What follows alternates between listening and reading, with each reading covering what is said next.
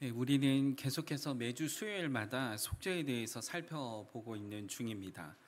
속죄 시리즈 첫 번째는 속죄의 필수성으로 우리의 구원에 있어서 속죄가 꼭 필요해야만 했는가, 그 이유는 무엇인가 우리가 함께 살펴보았습니다.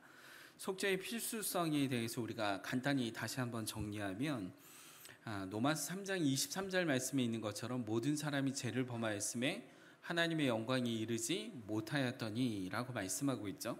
여기서 모든 사람이 죄를 범하였다고 하였는데, 여기서 모든 사람이 죄를 범한 그 죄는 도덕적 윤리적 개념에서 출발하는 것이 아니라 창조주 하나님을 반역한 반역성에서 출발하는 것이죠. 그래서 하나님의 영광이 이르지 못하는 것입니다. 따라서 죄인된 우리를 하나님은 심판하신다라고 말씀을 하고 있죠. 그래서 우리가 이 죄에 대한 부분에 대해서 쉽게 생각하는 것이 아니라 성경에서 그 죄에 대해서는 뭐라 얘기하는가, 결론은 도덕적 윤리적 우리가 행하는 어떤 그런 죄가 아니라는 거예요. 그게 아니라 하나님을 인정하지 않는, 창조주 하나님을 반역하고 하나님을 왕으로 인정하지 않는 그 죄에서부터 모든 것이 출발한다라는 것에 대한 부분을 함께 살펴봤습니다. 그래서 그 죄로 인하여서 하나님께서는 심판을 하시겠다라고 성경에 선언을 하셨고, 그 심판은 그냥 일반적인 어떤 형벌에 가까운 그런 것이 아니라 우리를 죽음에 이르게 하는, 그래서 둘째 사망, 해가 있는 지옥을 만드셨다는 것이죠. 그래서 우리가 잘 아는 히브리서 9장 27절 말씀에 한 번 죽는 것은 사람에게 정해진 것이고 그 후에는 뭐가 있다라고 얘기를 합니까? 반드시 심판이 있다라고 말씀을 하고 있습니다. 그래서 마땅히 심판받아야 하는 우리를 자비와 은혜의 하나님은 구원하시기로 작정을 하셨습니다. 즉 구원 계획을 세우셨다라는 거예요. 그럴 줄은 알았습니다. 여러분, 아무 이렇게 기쁨도 없고 그냥 그런가 보다 생각하시죠? 여러분, 우리가 심판받아 마땅하고 지옥에 갈 수밖에 없는 존재인데 우리를 구원하시겠다고 하나님 뭐 하셨다고요? 작정을 하셨다고요. 계획을 하셨다라는 거예요. 하나님 만약 작정을 안 하셨으면 로마서 3장 23절 말씀에 있는 것처럼 모든 사람이 죄를 범하였으면 하나님의 영광에 이르지 못할 뿐만 아니라 심판에 반드시 모든 사람이 다 거할 수밖에 없는 것입니다. 그런데 하나님께서 우리를 사랑하사 자비로우셔서 구원하시기로 작정하시고 계획을 하셨다는 것입니다. 그런데 여기서 문제가 있습니다. 무슨 문제가 있느냐? 하나님은요, 거룩하셔서 죄와 함께 할 수가 없으신 분이십니다. 오히려 죄를 보시면 어떻게 하시죠? 심판하셔야만 하는 거룩한 속성이 있으신 분이 하나님이세요. 만약 하나님께서, 우린 다 죄인이잖아요. 이 죄인을 향하여서 그냥 죄 없다 치고 넘어가시면 더 이상 하나님은 거룩하신 하나님이 될 수가 없습니다. 그래서 하나님은 반드시 하셔야 되는 게, 우리를 구원하시겠다라고 계획하셨고 작정하셨는데 반드시 하셔야 되는 것은 죄인을 심판하시면서 동시에 구원도 하셔야 하는 것입니다. 죄도 심판하시고 우리를 생명의 죄에서 건져내셔서 우리를 생명, 즉 영생에 이르게 하셔야 하는 것이죠. 이 두 가지 모두를 행하시는 것이 바로 예수 그리스도의 속죄입니다. 따라서 로마서 3장 25절에서 26절 말씀에 보면 이렇게 말하고 있어요. 이 예수를 하나님의 그의 피로써 믿음으로 말미암는 화목제물로 세우셨으니 이는 하나님께서 길이 참으시는 중에 전에 지은 죄를 간구하심으로 자기의 의로움을 어떻게 하신다 그래요? 나타내려 하심이다 라고 말씀하시면서 26절에 뭐라고 말씀하고 있냐면요, 곧 이때에 자기의 의로우심을 어떻게 한다고요? 나타내사 자기도 의로우시며 또한 예수 믿는 자를 어떻게 한다고요? 의롭다 하려 하심이라 라고 말하고 있어요. 여러분, 그러니까 속죄는 이렇게 하나님도 의로우심에 그 손상이 없으시고 우리 죄인된 인간도 의롭게 되게 하는 방법이 곧 뭐라는 거예요? 속죄라는 것입니다. 그렇기 때문에 죄인된 우리를 위해 죄 없으신 예수님께서 십자가에서 우리가 받아야 하는 하나님의 진노와 심판을 대신 받으시는 속죄가 없이는 죄인에서 의인으로 거듭나는 중생도 없는 것입니다. 또한 우리를 의롭다 칭하여 주시는 칭의도 어떤 것이죠? 아예 없는 거예요. 그러니까 속죄가 없이는 중생도 없고요, 칭의도 없고요, 곧 그 뒤에 나오는 양자, 성화, 견인, 영화, 이 모든 것들이 어떻습니까? 아예 없는 거예요. 그렇기 때문에 속죄는, 예수 그리스도의 속죄는 반드시 있어야 하는 부분입니다. 그래서 속죄는 선택사항이 아니라 속죄가 반드시 필수적으로 있어야 한다라고 하는 것에 대한 부분을 우리가 속죄 시리즈 첫 시간에 함께 살펴보았습니다. 그리고 두 번째, 지난주에 우리가 살펴본 것은 속죄의 본질에 대한 부분을 함께 살펴봤어요. 간략하게 얘기하면 5가지로 이야기 요약할 수 있는데요. 속죄의 본질 5가지는요. 첫 번째는 뭡니까? 죄인된 우리와 하나님 사이에 문제가 있다라는 거예요. 무슨 문제입니까? 인간이 스스로 하나님을 인정하지 않은 죄 가운데 거하고 있기 때문에 더 이상 하나님과 연합할 수 없고 하나님과 소통할 수 없는 죄 가운데 거하는 그런 문제에 있다라는 것이죠. 두 번째는 죄인된 우리와 하나님과의 화해가 필요하다라는 거예요. 왜냐하면 하나님께서 우리를 어떻게 하기로 하셨기 때문에요.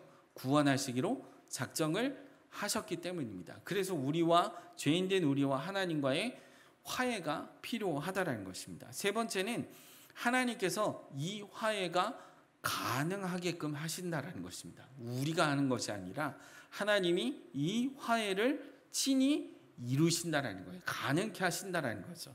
네 번째는 하나님 편에서 화해는 단순한 선언이 아니라 독생자를 십자가에 매달기까지 매우 강한 것이었습니다.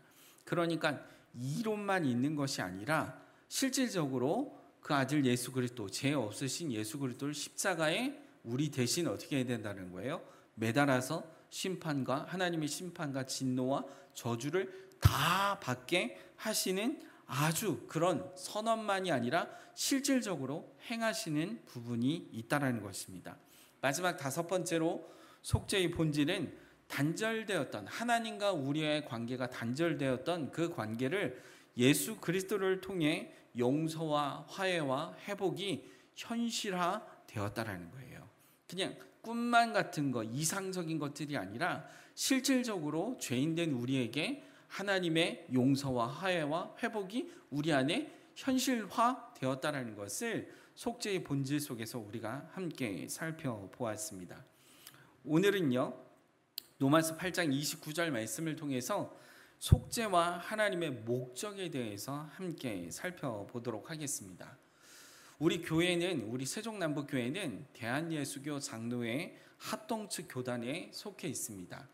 합동측 교단에 속해 있다는 것은 무엇을 의미하냐면요, 16세기에 종교개혁이 일어났죠. 루터를 통해서 종교개혁이 일어났습니다. 그래서 그 종교개혁의 정신을 이어받아서 성경 중심의 성경 교리와 신앙 원리를 조직적으로 체계화한 개혁주의 신학의 근거를 두고 있다는 것입니다. 여러분, 다시 말씀드리면 개혁주의 신학, 즉 우리 교단에서, 대한예수교 장로회 합동측 교단에서 추구하는 신학은요, 개혁주의 신학입니다. 개혁주의 신학이라는 것은 간략하게 말씀드리면은 개혁주의 신학의 초석은 당연히 성경입니다. 하나님의 말씀인 성경에 근거를 두고 있어요. 또한 개혁주의 신학은요, 하나님의 주권을 절대적으로 인정하고 있습니다. 사람들의 어떠함의 그런 관점이 아니라 하나님이 절대적 주권자이시며 하나님께서 모든 것을 통치하시고 다스리신다라고 하는 그 부분이 정확하게 우리는 그것을 인정하고 있다는 거예요. 그리고 개혁주의 신학의 구원에 관해서는 칼빈주의의 5대 교리를 따르고 있습니다. 다시 말씀드릴게요. 구원에 관해서는 어떤 것을 따른다고요? 칼빈주의의 5대 교리를 따르고 있습니다. 그래서 우리가 매주 속죄 시리즈에 대해서 우리가 함께 살펴보고 있습니다만, 사실상 우리가 속죄에 대해서 깊이 있게 자세하게 알아가면 좋겠는데 시간상 자세하게 알아가는 시간이 부족합니다. 그래서 제가 생각한 거는 저는 그동안 제가 다시 선교지로 나가기 전까지 수요일마다 속죄의 큰 틀에서 속죄가 무엇인지에 대한 큰 틀에 대해서만 설교를 하는 부분이고요. 제가 태국에 나간 이후에 언젠가 나중에 담임 목사님이 자세히 설교해 주실 것이라고 저는 믿고 큰 틀에서만 지금 설교를 하고 있습니다. 뭐 언젠가는 하시겠죠. 네, 제가 떠넘기고 있는 부분입니다. 여러분, 그런데 오늘 우리가 함께 살펴보는 속죄와 하나님의 목적은요, 다른 것을 얘기하는 것이 아니라 칼빈주의의 5대 교리를 말하고 있습니다. 그 중에서도 세 번째인 제한 속죄라고 하는 부분에 대해서 하나님의 목적이 거의 많이 들어가 있기 때문에 그 부분에 포커스를 두고 함께 나누려고 하는 부분입니다. 마찬가지로 칼빈의 5대 교리 이 부분에 대해서 설교를 하면 좋겠지만 너무 광범위해요. 짧은 시간에 그걸 다 하기가 어렵습니다. 그래서 저는 오늘 간략하게 칼빈의 5대 교리가 무엇인지 간략하게 이야기를 나누고 제한 속죄, 세 번째 제한 속죄에 대한 부분과 함께 오늘 본문 말씀과 연결하여서 하나님께서 속죄를 통하여서 하나님이 이루시고자 하는 하나님의 목적은 무엇인지에 대한 부분을 함께 살펴보려고 합니다. 사실 칼빈의 5대 교리를 나누려면 칼빈의 5대 교리는 왜 나오게 되었는지 그 배경을 말해야 되고요. 그리고 이것에 반대한 세력들은 뭐가 있는지, 그리고 그 세력이 나오게 된 배경은 무엇인지, 이런 부분에 대해서 자세하게 설명을 해야 되는데 시간상 어렵습니다. 그래서 이것도 역시 담임 목사님이 언젠가 또 칼빈주의 5대 교리에 대해서 자세하게 설명해 주실 것을, 설교해 주실 것을 저는 떠넘기고 있습니다. 믿고 그렇게 오늘은 칼빈주의 5대 교리의 간략한 부분으로 함께 나눔을 갖고자 합니다. 여러분, 칼빈주의의 5대 교리는요, 첫 번째는 전적 타락입니다. 뭐라고요, 여러분? 전적 타락이에요. 첫사람 아담의 타락 이후에 모든 인간은 전적으로 타락하여서요, 인간에게는 선한 부분이 전혀 없으며 전 인격이 죄의 영향 아래에 있어서 스스로 구원을 선택할 능력이 조금도 없다라는 사실입니다. 그러니까 여러분, 한마디로 얘기하면 전적 타락이 뭐냐? 그러면 인간 스스로 구원을 선택할 능력이 조금도 없다라는 거예요. 다시 말씀드릴게요. 전적 타락은 인간이 스스로 구원을 선택할 능력이 전혀 없다라는 거예요. 왜냐하면 인간이 전인격적으로 어떻게 했기 때문에요? 완전히 타락했기 때문입니다. 하나님은 선악을 알게 하는 나무의 열매를 먹으면 어떻게 된다고 그랬어요? 정령 뭐 한다고요? 죽을까 하노라. 이거는 하와가 했던 말이고요. 어떻게 된다고요? 정령 죽으리라. 명령이었습니다. 반드시 뭐 한다라는 거죠? 죽는다라는 거예요. 그래서 여러분, 이것은 하나님을 창조주로 인정하는 약속이었습니다. 그러니까 선악과 나무의 열매를 먹느냐 먹지 않느냐 문제에 대한 부분은 창조주 하나님을 인정하느냐 인정하지 않느냐에 관한 약속의 승표였습니다. 그런데 인간 스스로 어떻게 했습니까? 그 선악을 알게 하는 나무의 열매를 어떻게 했어요? 사탄의 거짓말에 의해서 따먹었죠. 그 열매에 어떤 독성이 있고 죄성이 있어서가 아니라 하나님의 약속이 담겨져 있는 그 의미를 스스로 뭐 한 거죠? 파괴한 겁니다. 그래서 사탄의 거짓말에 스스로 뭐 한 거예요? 전적으로 그 거짓말에 동의했고 전적으로 하나님을 뭐 한 거죠? 인정하지 않는 죄 가운데 거한 겁니다. 그래서 여기서 인간의 스스로 타락하여 죽었다라는 의미는 영적으로 죽었고 육체적으로도 어떻습니까?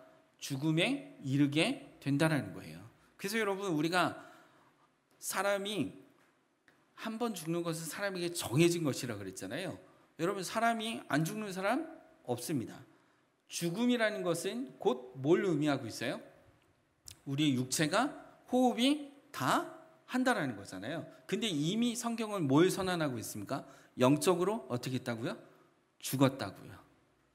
영적으로 죽었다는 건 하나님과의 관계가 어떻다라는 거죠? 완전히 깨져서 하나님과 함께 할 수 없는 상태의 모습입니다. 그래서 이미 영적으로 죽었고 육체도 어떻습니까? 점진적으로 우리는 죽음을 어떻게 해요? 맞이하게 되는 것이죠. 그래서 전적 타락이라는 것은 곧 다른 압축해서 한마디로 얘기하면 인간은 뭐 했다라는 거예요? 죽었다라는 거예요. 생명력이 전혀 뭐 했다라는 거죠? 없다라는 겁니다. 그러니까 인간은 좋지 않은 상태이거나 아니면 아프거나 위독한 상태에 있는 것이 아니라는 거예요. 스스로 타락하여 죄가 생명 안으로 들어와서 그 죄로 인해 죽은 존재라는 거예요. 그래서 여러분 전적 타락을 우리가 생각할 때 인간은 모든 측면에서 어떻게 했다고요? 죽었다라는 겁니다. 그래서 전적으로 뭐 했다라는 거죠? 타락한 겁니다. 전적으로 타락했기 때문에 인간 스스로 구원할 능력이 전혀 없다는 거예요. 0.0001%도 인간 스스로 구원할 능력이 전혀 없다는 것이 전적 타락입니다. 그래서 전적 타락의 결론은 인간 스스로 구원에 이를 수 없으며 구원을 선택할 능력도 전혀 없다라는 것. 이것이 전적 타락입니다. 여러분 동의하시나요? 네. 내가 어떤 존재인가? 인간은 어떤 존재인가? 그 사람이 건강하든 건강하지 않든 재물이 많든 그 사람이 이 세상에서 행복한 것을 누리든 누리지 않든 그 어떤 상황이 있든지 간에 인간은 전적으로 뭐 했다고요? 타락해서 죽은 존재라고요. 인간 스스로 구원을 이룰 수 있는 능력이 0%입니다. 전혀 없다라는 거예요. 그것이 전적 타락입니다. 여러분 아멘이세요? 여러분 우리가 믿는 바 죄인이라고 죄에 대한 부분을 생각할 때 어려서부터 그냥 늘 들어오니까 그래 난 죄인이지. 왜 죄인이지? 그러면 어려서 내가 거짓말도 했지, 모두 훔쳤지, 모두 했지. 여러분 그것은 죄의 근거가 되지가 않습니다. 성경에서 말하는 죄의 근거는 뭡니까? 하나님을 떠났어요. 하나님을 스스로 타락하고 하나님을 왕으로 인정하지 않은 반역성입니다. 그로 인해서 인간은 전적으로 타락해서 스스로 구원에 이를 수 있는 선한 부분이 0.1%도 없는 인간은 아예 어떤 존재입니까? 전적 타락한 죽은 존재라는 것이에요. 두 번째, 칼빈주의의 5대 교리의 두 번째는요, 무조건적 선택입니다. 무조건적 선택. 전적 타락의 결론이 인간 스스로 구원에 이를 수 없으며 구원을 선택할 능력이 0.1%도 없다라고 말씀을 드렸잖아요. 그렇다면 구원을 베푸시는 하나님의 선택 역시 성경이 말하듯이 무조건적이어야 합니다. 왜 그렇습니까? 인간은 전적 타락했기 때문에 하나님은 우리 인간의 모습을 어떤 행위를 보고 구원하신다? 이명진이라는 존재는 그동안 잘 먹고 잘 살았는데 살이 저렇게 많이 쪘으니까 넌 구원에서 탈락이야? 조건이 붙지가 않는다라는 거예요. 여러분 인간 스스로가 어떻습니까? 아무리 교회를 10년을 다녔고 20년을 다녔고 신학을 했고 목사가 됐다고 해도 인간에게 구원을 이룰 수 있는 조건이 없다라는 사실입니다. 왜요? 우리가 전적 타락에서 살펴봤지만 인간은 선한 것이 없다고요. 이미 죽은 존재라고요. 전적으로 타락해서 구원을 스스로 이룰 수 있는 능력이 0.1%도 없다라고 말씀드렸기 때문입니다. 그래서 하나님이 우리를 구원하실 때 그 구원은 조건적이지 않아요. 우리의 어떤 이쁜 짓을 통해서 아이고 이쁜 짓 하니까 너 구원할게 그런 개념이 아니라는 거예요. 조건적인 것이 아니라 무조건적인 선택입니다. 그래서 여러분 로마서 9장 12절에서 16절 말씀에 보면 좀 길지만 이렇게 말씀하고 있어요. 리브가에게 이르시되 큰 자가 어린 자를 섬기리라 하셨나니 기록된 바 내가 야곱은 사랑하고 에서는 미워하였다 하심과 같으니라. 그런즉 우리가 무슨 말을 하리요? 하나님께 불의가 있느냐? 그럴 수 없느니라. 모세에게 이르시되 내가 긍휼히 여길 자를 긍휼히 여기고 불쌍히 여길 자를 불쌍히 여기리라 하셨으니 그런즉 원하는 자로 말미암음도 아니요 다른 박질하는 자로 말미암도 아니요 오직 긍휼히 여기시는 뭐로요? 하나님으로 말미암음이니라.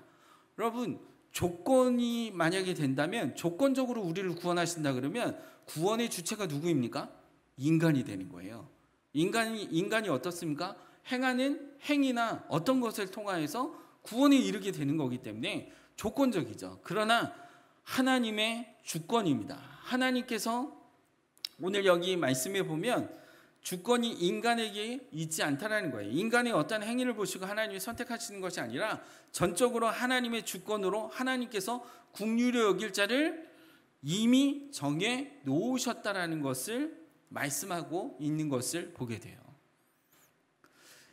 그러니까 긍휼히 여길 자를 긍휼히 여기시리라 라고 이렇게 말하면서 이 모든 것들은 인간의 어떤 다른 박질도 아니고 인간의 원함도 아니고 하나님께서 하나님으로 말미암아 이루시는 것이다 라고 이렇게 말하고 있어요. 그러니까 하나님의 주권을 말하고 있습니다.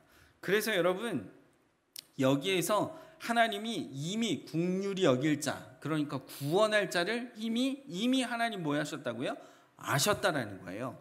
이것을 신학적으로 뭐라고 얘기를 하냐면요, 예지라고 얘기를 하는 겁니다. 다시 말씀드리겠습니다. 예지라고 한다고요. 예지는 하나님께서 이미 뭐 하신 거예요? 무조건적으로 이 사람을 구원하시겠다라고 하나님이 이미 뭐 하신 거죠? 알고 계시는 겁니다. 이것을 예지라고 그래요. 예정은 뭐 하시는 겁니까? 하나님 이미 예정하셨다라는 거예요. 하셨다는 겁니다. 그래서 오늘 본문 말씀인 로마서 8장 29절에 보면 뭐라고 말하고 있어요? 첫 마디가 뭡니까? 하나님이 미리 아신 자들을 이렇게 말하고 있어요. 이걸 뭐라 그런다고요? 예지라고 말하는 것입니다. 하나님이 미리 아신 자들을 또한 그 아들의 형상을 본받게 하기 위하여 미리 뭐 했다고요? 정하셨으니 이는 그로 많은 형제 중에서 맏아들이 되게 하려 하심이라 라고 이렇게 말씀하고 있습니다. 이 말씀에서 하나님 미리 아신 자들을 미리 정하셨다라는 이 말씀은 단순한 미래의 사건을 인식하는 것을 말하는 것이 아닙니다. 하나님이 어떤 사람을 구원하시기로 미리 정하신 친밀한 언약적 표현입니다. 그러니까 주체가 누구입니까? 인간이 절대 아니라는 거예요. 하나님이라는 겁니다. 그래서 여기서 우리는 개혁주의 신학의 예지와 그 반대편에 서 있는 알미니안주의의 예지에 대한 부분을 특별하게 우리는 구분해야 합니다. 그래서 알미니안주의자들의 예지는요, 하나님이 미래를 보셔서 누가 하나님을 예수 그리스도를 믿을지를 미리 뭐 한다라는 거예요? 아신다라는 거예요.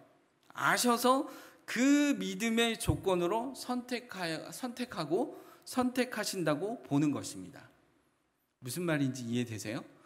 알미니안주의, 그러니까 개혁주의 신학, 우리가 추구하는 개혁주의 신학의 반대편에 서 있는 알미니안주의의 예지는요, 인간을 하나님께서 구원하시기로 작정하셨잖아요. 그죠? 작정하시는데, 보니까, 김태한 목사님, 보니까, 충실하게 삶 가운데서 하나님 믿고 따를 것에 대한 부분을 미리 뭐 한다라는 거예요?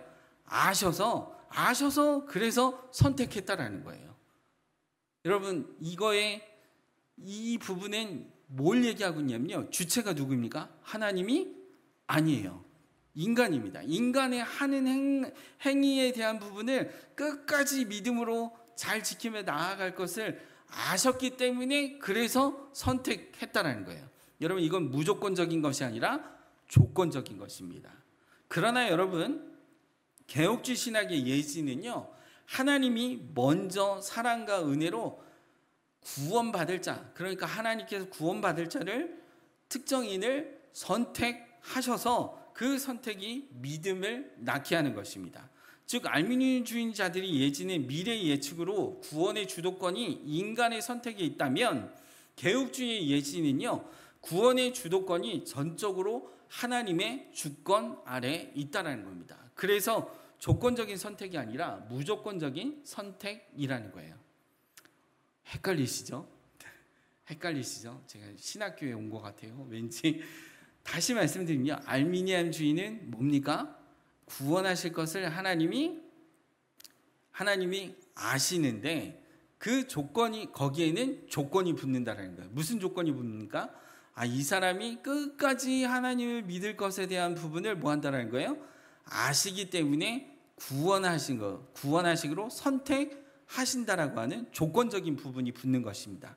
그러나 우리가 추구하는 개혁주의 신학은요, 그런 개념이 아니라 이미 창세 전에 하나님께서 무조건적으로 우리를 어떻게 했다고요? 선택하셨다고요. 택하셨다고요. 그래서 우리의 어떠함의 근거가 들어가지 않습니다. 하나님께서 우리를 택하셔서 우리에게 뭘 하신 거죠? 예수 그리스도를 믿을 수 있는 믿음을 오히려 뭐 하신 거예요? 선물로 내어 주시는 것입니다. 그래서 에베소서 2장 8절 9절 말씀에 뭐라고 말씀하고 있어요? 너희가 그 은혜로 인하여 믿음으로 말미암아 구원을 얻었나니 이것이 너희에게서 난 것이 아니라 하나님의 뭐라고요? 선물이라고요. 행위에서 난 것이 아니니 누구든지 자랑치 못한다. 그러니까 이 믿음은 하나님께서 선물로 주신 것인데, 이 선물을 누구에게 주냐? 이미 창사전에 하나님께서 구원받을 자를 어떻게 했다고요? 예지하셨고 아셨고 이미 예정하셨다라고 하는 부분을 말하고 있습니다. 따라서 구원에 있어서 조건적인 것이 아니라 무조건적인 하나님의 은혜로 말미암아 우리는 구원에 이르는 은혜 입은 자가 된다는 것입니다. 할렐루야. 네, 세 번째는요, 제한 속죄입니다. 제한 속죄는요, 예수 그리스도의 속죄는 모든 인류를 위해 잠재적인 것이 아닌 실제로 택한 자들을 구원하시기 위해 효력 있게 주어졌다라는 사실입니다. 그래서 속죄는요, 그 충족에 있어서 무제한적입니다. 그 대상이 특별히 믿는 자에게만 보완되었다는 점에서 제한적인 속죄입니다. 잘 모르시겠죠? 이게 무슨 말이냐 도대체. 내가 신학생도 아니고 신학교에서 항상 이렇게 하는데 이제 막 질문도 쏟아지고 막 그러는데요. 제한 속죄라는 말은 다시 말하면 요한복음 3장 16절 말씀을 보시면 이렇게 되어 있습니다. 우리가 잘 아는 말씀이죠. 하나님이 세상을 이처럼 사랑하사 독생자를 주셨으니 그를 뭐 하는 자요? 믿는 자. 믿는 자마다 멸망치 않고 어떻게 한다고요? 영생을 얻게 하려 하심이라 라고 말하고 있습니다. 여기서 믿는 자마다 멸망치 않고 영생을 얻게 된다라는 말은요, 제한적인 부분을 말하고 있습니다. 그러니까 믿지 않는 자는 구원한다라는 거예요? 구원하지 않는다라는 거예요? 구원하지 않는다라는 겁니다. 믿는 자에게만 하나님께서 뭐 한다라는 거죠? 속죄의 은혜를 뭐 한다라는 거죠? 베풀어 주신다라는 거예요. 그렇기 때문에 제한적인 속죄입니다. 온 인류를 위해서 행하는 속죄가 아니라는 거예요. 제한적인 속죄입니다. 그래서 여기서 믿는 자들은 예정된 자들입니다. 그러니까 믿는 자들은 이미 창세전에 하나님께서 뭐 하신 거죠? 구원하시기로 작정하셨고 그것을 정하신 자들, 예정된 자들에게 하나님께서 속죄의 은혜를 어떻게 하시는 거죠? 베풀어 주시는 것을 말하고 있습니다. 그래서 제한적인 속죄입니다. 모든 자에게 주시는 것이 아니라는 겁니다. 로마서 9장 15절 말씀에 보면 이렇게 말하고 있습니다. 모세에게 이르되 내가 긍휼히 여길 자를 긍휼히 여기고 불쌍히 여길 자를 불쌍히 여기리라 하셨으니 라고 이렇게 말씀하고 있는 것을 보게 되죠. 내가 긍휼히 여길 자를 긍휼히 여긴다. 이 말씀은 예정의 무조건적인 성격과 속죄의 제한을 동시에 말하고 있습니다.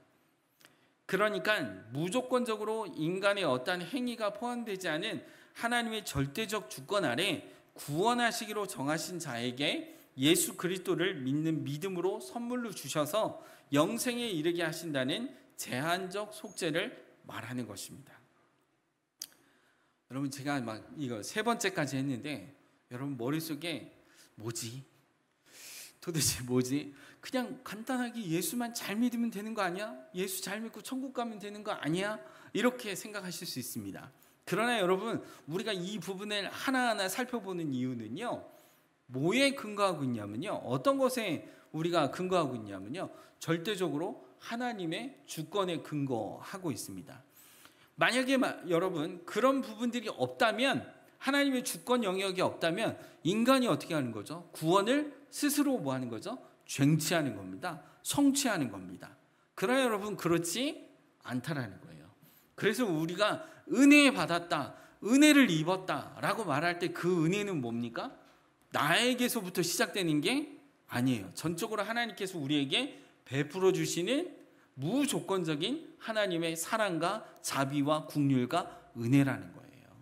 그래서 여러분 우리가 하나님 앞에 예배 드릴 때 감사함으로 드릴 수밖에 없는 것은 나에게서부터 시작된 것이 아니라, 내 조건으로 시작된 것이 아니라, 나는 조건적으로 아무것도 없는데, 조건적으로 행할 수 있는 게 아무것도 없는데 오히려 그냥 전적 타락, 죽은 존재인데 하나님께서 나를 택하사 나에게 하나님께서 뭘 주신 거예요? 구원의 은혜를 베풀어 주신 거예요. 그래서 우리가 감사함으로 하나님 앞에 뭐 하는 거죠? 예배함으로 나아가는 것입니다. 우리 많은 분들이 착각하는 것 중에 하나가, 교회 출입문을 10년을 다니고 몇 년을 다니면 이미 구원 받은 것으로 착각하는 경우가 많습니다. 그렇지가 않아요. 그렇지 않습니다. 그 안에 내재적으로 내 안에서 예수 그리스도가 나의 구주가 되십니다 라고 하는 이 선언은요, 그래서 우리가 세례를 베풀잖아요. 그 많은 사람들 앞에서 공포하잖아요. 여러분 그 선언은요, 단순히 그냥 교회를 오래 다녔기 때문에 구원을 준다 이런 개념이 아닌 거예요. 하나님께서 우리를 택하사 우리에게 뭐 하신 거죠? 구원의 은혜를 베풀어 주신 것에 대한 감사함으로 그분 앞에 나는 예수 그리스도의 은혜로 말미암아 구원받았습니다라고 고백하고 선언하는 부분입니다. 그래서 여러분, 그렇다면 우리가 예수 그리스도를 믿는다라고 할 때 그 믿음은, 믿는 자들의 믿음은 어떻게 발생하는가? 아까도 말씀드렸지만 에베소서 2장 8절 9절 말씀에 있는 것처럼 믿음은 나에게서부터 나온 것이 아니라 하나님의 뭐라고요? 선물이라고요. 그래서 믿음은 하나님의 선물이고, 그 선물은 인간의 어떤 행위와는 상관없이 하나님의 무조건적인 주권인 것입니다. 따라서 속죄의 충족성은요, 무제한적이에요. 믿음을 선물로 받은 자들에게만 주어지는, 또한 믿음을 선물로 받은 자들에게만 주어지는 제한적인 속죄인 것입니다. 네, 이해되시나요? 네, 막 제가 칠판이 있으면 이렇게 설명을 할 텐데, 네. 일단 제한적인 속죄에 대해서 우리가 함께 살펴봤는데, 우리는 이렇게 가끔 생각합니다. 자유주의 진영에 있는 신학자들이 이렇게 얘기를 해요. 하나님은 자비의 하나님이세요. 하나님 모든 자들을 사랑하시는 분이시죠. 하나님 우리를 긍휼히 여기신데 모든 자들을 긍휼히 여기십니다. 그리고 하나님은 그냥 모든 것을 선하신 분이시기 때문에 모든 것을 수용하시고 용납하시는 하나님이십니다. 여러분 맞는 말 같지만 틀린 말이에요. 그렇지 않습니다.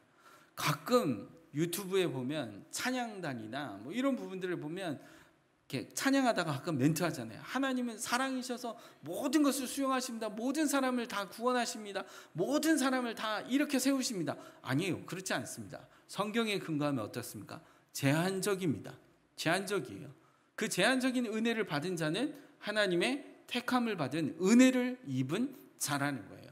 하나님 모든 인류를 몽땅 다 오고 오는 세대를 다 구원하시겠다고 말씀하시지 않습니다. 여러분 이상하게 들릴지 모르지만 성경에는 분명히 제한적인 속죄에 대한 부분을 말씀하고 있어요. 요한복음 3장 16절 우리가 살펴본 것처럼 믿는 자입니다. 믿는 자에게만 영생을 주시겠다라고 약속했어요. 그 믿음은 어디에서 오는 거냐? 주체가 내가 인간이 아니라 하나님께로부터 오는 것이라고 말씀을 드렸습니다. 그렇기 때문에 그 하나님의 믿는 믿음을 선물로 주는 것은요 무조건적입니다. 우리의 조건에 근거하지 않다라는 거예요. 그래서 제한된 속죄라고 하는 부분인 거예요. 여러분 네 번째는요 불가항력적인 은혜입니다. 불가항력적 은혜란 하나님이 택한 자에게 성령으로 은혜를 베푸실 때 그 은혜는 거부할 수 없는 반드시 믿음으로 이끄신다라는 것이 불가항력적인 은혜입니다. 하나님께 철저히 적대적이고 전적으로 타락을 했지만 예정된 사람들에게, 구원을 주시기로 예정된 사람들에게 주어지는 한없이 귀중한 속죄는 은혜예요. 방금 말씀드렸잖아요.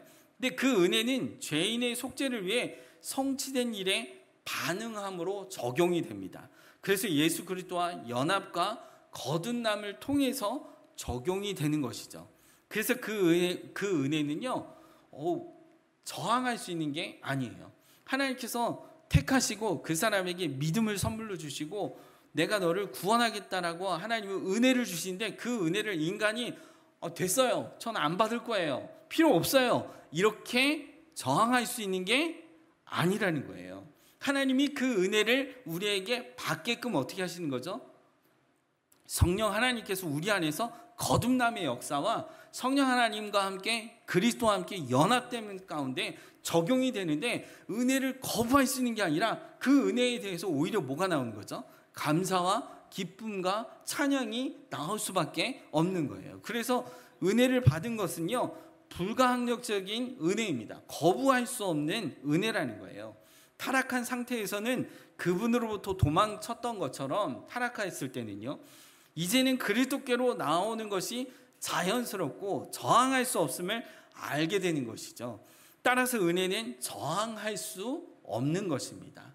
우리 스스로 인간이 주체가 되어서 은혜 필요 없어요, 하나님의 은혜 필요 없습니다, 저는 은혜 없이 살 겁니다, 이렇게 저항할 수 있는 게 아니라는 거예요. 하나님이 택하신 자에게는 은혜를 주실 때 성령 하나님이 우리 안에 내주하셔서 그리스도와 연합된 관계 속에 그 하나님의 은혜를 마음껏 누릴 수 있도록 하나님 우리 안에 부어주시는 은혜를 받게끔, 저항하지 않게끔 행하신다는 거죠. 그래서 불가항력적인 은혜라는 것입니다. 마지막으로 5번째 성도의 견인은요, 하나님이 택하고 구원하신 자는 끝까지 믿음을 지키게 하심으로 구원에서 떨어지지 않게 하신다라는 것입니다. 그래서 여러분, 하나님은 어떤 분이십니까? 신실하신 하나님이세요. 한번 하나님이 계획한 것을 반드시 완벽하게 정확하게 어떻게 하시는 거죠? 이루시는 신실하신 하나님이세요. 그러나 여러분, 인간은 신실합니까? 그렇지 못해요. 능력이 안 될 수도 있고요, 또는 중간에 마음이 바뀔 수도 있고요. 근데 하나님은 어떻다는 거죠? 그렇지 않다라는 거예요. 하나님 한번 구원하시기로 작정하셨고 그 택한 자를 하나님 구원에 이르도록 한다면 그냥 너 구원 받았어, 그걸로 끝나는 것이 아니라 하나님 나라의 영화에 이르기까지 우리를 어떻게 하는 거죠? 끝까지 우리를 뭐 하시는 거예요? 견인해 가시게끔 하나님께서 우리를 도우시고 우리와 함께 하여 주신다는 거예요. 만약에 하나님께서 우리를 택하신 자 중에서 영화, 즉 완전한 하나님의 나라 구원에 이르지 못한다면 하나님의 목적은 실패한 것입니다. 그러나 하나님은 실패하시는 분이 아니세요. 신실하신 분이십니다. 택한 성도는 반드시 견인해야 하며 오직 하나님이 그렇게 하실 때만 가능하고 확실한 것입니다. 성도의 인내는 하나님의 성도를 보존하신 결과입니다. 다시 말하면 나는 누구누구 때문에 예수를 믿게 되었고 누구누구 때문에 우리는 구원에 이를 수 있다. 여러분, 인간적으로는 복음을 전해준 사람이니까 그럴 수 있습니다. 그러나 여러분, 틀린 말이에요. 누가 인도하시는 거예요? 성령 하나님께서 우리를 끝까지 어떻게 하는 거죠? 견인해 가시는 거예요. 지금도 우리를 어떻게 하시는 거죠? 하나님 나라에 이르기까지 하나님 우리를 포기치 아니하시고 우리를 어떻게 하시는 거죠? 구원의 반열로 우리를 이끌어 가시는 겁니다. 견인해 가시는 것입니다. 이로 인해 우리는 처음부터 마지막까지 우리의 믿음의 근거가 되시는 예수님에게 우리의 눈을 어떻게 해야 돼요? 고정해야 하는 부분입니다. 이 일을 이루시는 분이 성령 하나님이시기 때문입니다. 주 안에 사랑하는 성도 여러분, 여기까지 칼빈주의 5대 교리를 간략하게 살펴보았는데요. 이제 제한 속죄의 교리를 좀 더 잘 살펴보려고 했는데 시간이 거의 다 됐습니다. 시간이 다 됐지만 조금만 살펴보겠습니다. 우리는 사람들이 인간에 대해서 믿는 바가 무엇인지 그는 누구이며 어떤 존재라고 믿는지 살펴봐야 되는데요. 한마디로 말하면 이런 겁니다. 인간은 어떤 존재인지 알아야 한다라는 거예요. 인간은 어떤 존재입니까? 우리가 어떤 존재인지 결론을 말하는 구절이 요한복음 8장 44절 말씀입니다. 우리 함께 요한복음 8장 44절을 함께 읽어보도록 하겠습니다. 시작.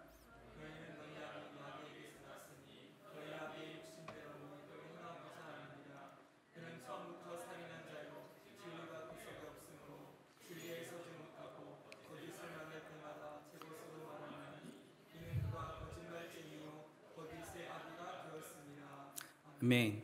여기 보면 너희는 너희 아비 마귀에서 어떻게 했다고요? 났다라고 이렇게 말하고 있습니다. 우리는 마귀의 거짓말에 전적으로 동의하여 스스로 타락하게 되었고 그 결과 마귀에게 속하게 되었습니다. 이에 관하여서 세 가지 관점이 있는데요. 첫 번째는요. 사람은 괜찮다는 자유주의적 관점으로 타락했으나 인간에게 선한 부분이 있다라고 말하는 자유주의적 관점이 있습니다. 그러니까 인간은 어떻다라는 거죠? 전적으로 타락하지 않았다라고 말하는 자유주의의 관점이 있습니다. 둘째는요, 현대신학의 관점으로 사람은 괜찮지는 않으나 사망한 것도 아니라는 관점으로 말하는 신학자들이 있습니다. 역시나 인간에게 선한 부분이 있다라고 주장하는 것이죠. 그러나 여러분, 우리가 아까 살펴보았듯이 인간은 전적 타락했습니다. 죽음이죠. 인간에게는 구원할 능력이 전혀 없고 선한 부분도 아예 없다라고 하는 부분에 대해서 살펴보았습니다. 세 번째로 사람은 자신의 죄로 인해 실제로 죽었으며 전적으로 하나님을 싫어한다라는 관점입니다. 여러분, 이게 우리의 관점이에요. 인간은요, 전적으로 타락해서 하나님을 섬기는 것을 뭐합니까? 싫어해요. 하나님과 멀리 떨어지려고 하는 관점이 있습니다. 여기에는 인간의 선한 행위도 포함하고 있지만 인간에게는 0.1%의 선한 부분이 없는 존재로 전적 타락했다는 것입니다. 그러니까 인간이 어떤 훌륭한 사람이, 인격적으로도 좋은 사람이 윤리적, 도덕적으로도 선한 일을 하고 봉사를 하고 희생을 한다고 해도 그 사람의 존재는 어떤 존재라는 거예요? 전적 타락한 존재, 구원을 스스로 이룰 수 있는 능력이 없는 존재라는 거죠. 그래서 여러분, 실제로 우리는 어떻다라는 거죠? 죽은 존재라는 거예요. 그래서 제한 속죄는요, 전적 타락의 근거하에 있다라고 하는 사실입니다. 인간은 전적으로 타락하여 구원을 선택할 능력이 전혀 없다라고 하는 바탕 아래 제한 속죄를 말할 수 있는 것입니다. 다시 말하면 구원을 선택할 능력이 전혀 없는 전적으로 타락한 존재 가운데 하나님께서 무조건적으로 선택하셔서 속죄하시는 제한적 속죄를 행하셨다라는 것입니다. 그러므로 오늘 본문 말씀의 로마서 8장 29절은요. 29절 말씀을 쉽게 풀어서 얘기를 하면 이렇습니다. 어떻게 얘기하냐면요. 하나님이 미리 사랑하신 자들, 그들을 부르시기로 의롭게 하시기로 영어롭게 하시기로 미리 뭐 하셨다라는 거예요? 정하셨다라고 하는 것입니다. 따라서 속죄의 목적은요. 전적으로 타락한 존재 가운데 택하신 자들을 위해 하나님의 자비로우신 미리 사랑하신 목적을 수행하기 위한 것이 속죄의 목적입니다. 하나님 편에서는 무조건적인 사랑이지만 사실 이 사랑은요, 완전히 해롭고요, 역겹고요, 완전한 죄인이며 하나님이 붙들 만한 것이 어떠한 것도 없습니다. 우리를 선택하실 만한 어떤 것도 있지 않습니다. 오히려 하나님은 죄인된 우리를 보시면 어떤 거죠? 아주 역겹고 더럽고 그리고 가까이 하고 싶지 않은 그런 존재인데도 불구하고 하나님께서 우리를 속죄하시는 목적은 뭡니까? 하나님께서 택하신 자들을 위해 하나님의 자비로우신 미리 사랑하시는 목적을 수행하기 위해서 속죄를 행하셨다라는 것입니다. 다시 말하면 역겹고 정말 죄인된 모습을 위해서 예수 그리스도를 십자가에 매달아서 죽기까지, 심판하시기까지 하나님이 속죄하시는 은혜를 우리에게 베풀어 주셨다는 것입니다. 만약 하나님께서 타락한 모든 인류를 죄에서 구원하신다면 속죄도 믿음도 필요치가 않습니다. 그러나 이러한 구원은 성립될 수 없고요. 왜냐하면 하나님의 거룩하신 속성은 죄를 용납하실 수 없기 때문입니다. 우리는 구원의 은혜를 우리 스스로 성취한 것이 아니라 하나님께서 전적으로 타락한 우리를 무조건적으로 택하사 제한된 속죄의 은혜 안에 거하게 하셨습니다. 이를 근거로 우리를 제었다 칭하여 주시는 칭의와 그리고 우리를 자녀 삼아 주시는 양자와 성화와 견인과 영화에 이르기까지 은혜를 우리에게 베풀어 주시는 것입니다. 성경은 창세전에 우리를 택하셨다라고 말씀하고 있습니다. 우리는 누가 구원받았는가? 우리는 알 수가 없어요. 알 수가 없습니다. 인간의 어떠한 것으로도 인간이 저 사람은 구원받아서 기준이 없습니다. 우리에게 근거가 없습니다. 구원은 누구에게 있습니까? 하나님의 주권 영역이에요. 그래서 저 사람은 이런 생각하시는 분들이 있습니다. 제한 속죄에 대해서 특히 알미니안주의에서 이렇게 주장을 합니다. 저 사람은 구원하셨는데 왜 이 사람은 구원하시지 않는가? 이 질문 자체가 오류입니다.